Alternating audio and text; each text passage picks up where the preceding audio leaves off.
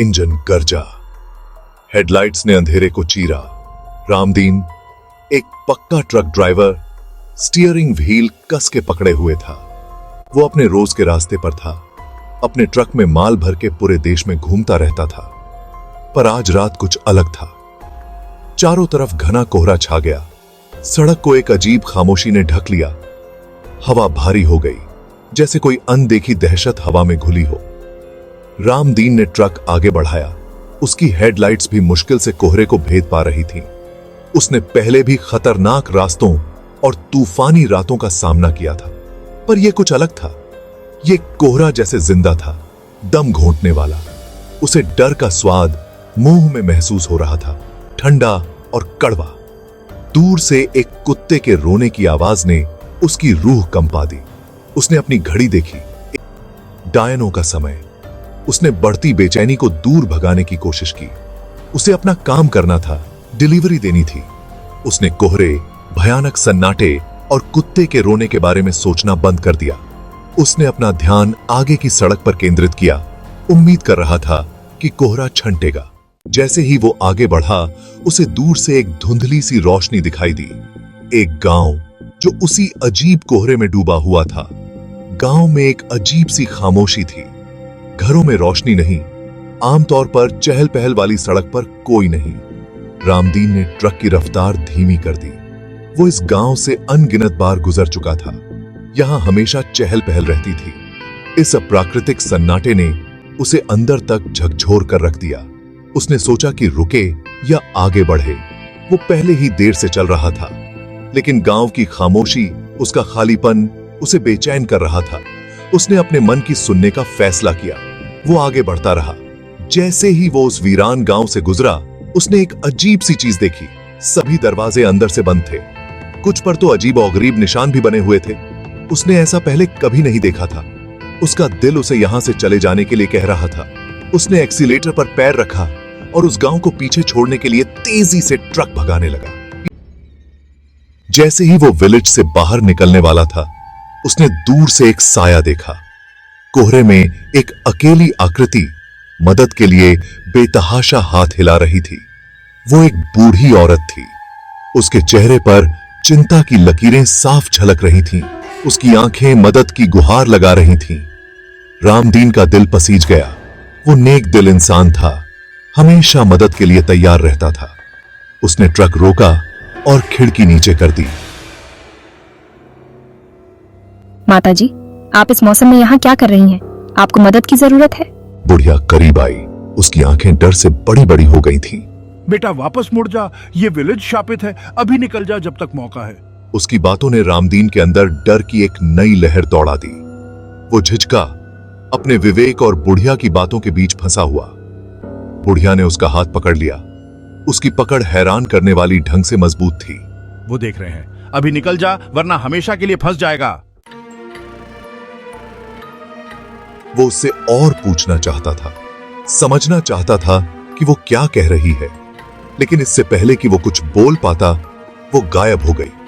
एक पल वो वहां थी, उसका हाथ थामे हुए, और अगले ही पल वो गायब, मानो वो कभी थी ही नहीं। रामदीन अब डर गया था। उसने ट्रक स्टार्ट किया और तेजी से वहां से भगाने लगा। उसे अपनी धड़कन अपनी छाती में महसूस हो रही थी। कोहरा उसका पीछा कर रहा था, ट्रक से चिपक गया था मानो कोई कफन। वो और तेज भगाने लगा, डर से भाग रहा था, बुढ़िया की चेतावनी की याद से भाग रहा था। उसने बगल वाली सीट पर नजर डाली। उसे उम्मीद थी कि शायद बुढ़िया वहां बैठी होगी। वो सीट खाली थी, जाहिर सी बात है, लेकिन उसकी चेतावनी उसके दिमाग में गूंज रही थी। वो देख रहे हैं। कौन देख रहा था? और यह विलेज वीरान क्यों था? उसने ऐसा पहले कभी अनुभव नहीं किया था। उसने कहानियां सुनी थीं, भूतिया गांवों और शापित रोडों के बारे में। उसने हमेशा उन्हें अंधविश्वास कहकर खारिज कर दिया था, लेकिन अब उसे यकीन नहीं हो रहा था। उसने ट्रक की रफ्तार बढ़ा दी। इंजन चीखने लगा विरोध में। उसे इस कोहरे से बाहर निकलना था, किसी सुरक्षित जगह पर पहुंचना था। उसने पीछे के शीशे में देखा, दो चमकती हुई बत्तियां उसका पीछा कर रही थीं। वो उसके करीब आ रही थीं। उसके अंदर दहशत की लहर दौड़ गई। उसने एक्सीलेटर पर अपना पैर और जोर से दबाया। स्टीयरिंग व्हील पर उसकी पकड़ इतनी ज्यादा थी कि उसकी उंगलियां सफेद पड़ गई थीं।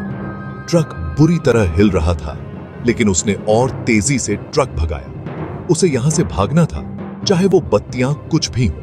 पीछे के शीशे में वो 2 बत्तियां और बड़ी होती जा रही थीं और करीब। उसने एक और बार पीछे मुड़कर देखा।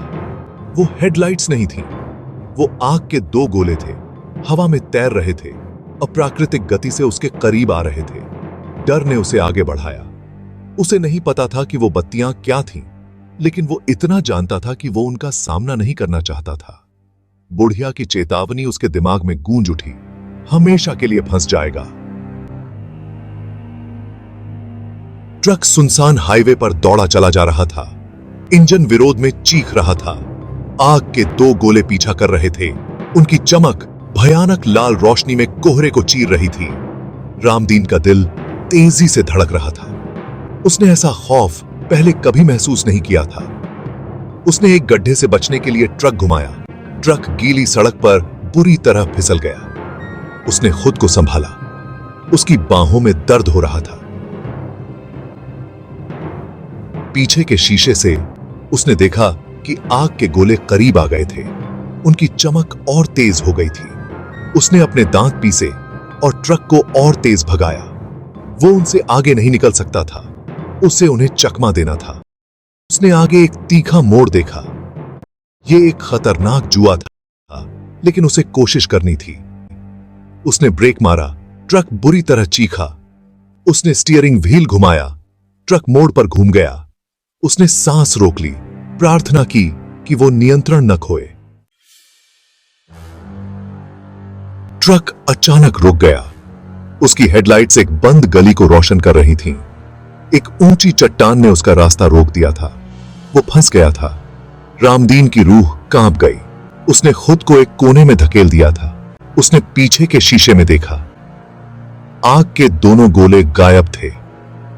क्या वो उनसे बच गया था, या वो बस इंतजार कर रहे थे, उसके साथ खेल रहे थे? उसने अपने पीछे एक मौजूदगी महसूस की, ठंडी और खतरनाक। उसने हिम्मत करके पीछे मुड़कर नहीं देखा।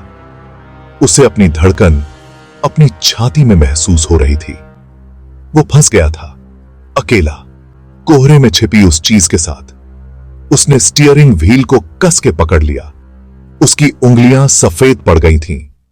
उसे कुछ करना था, लेकिन क्या? वो सड़क के अंत में था, सचमुच और कल्पना दोनों में। उसने अपनी आंखें बंद कर लीं, अपने परिवार को याद किया, अपने बड़े बच्चों को याद किया। वो हार नहीं मानेगा, बिना लड़े नहीं। उसे इससे जिंदा बच निकलना था।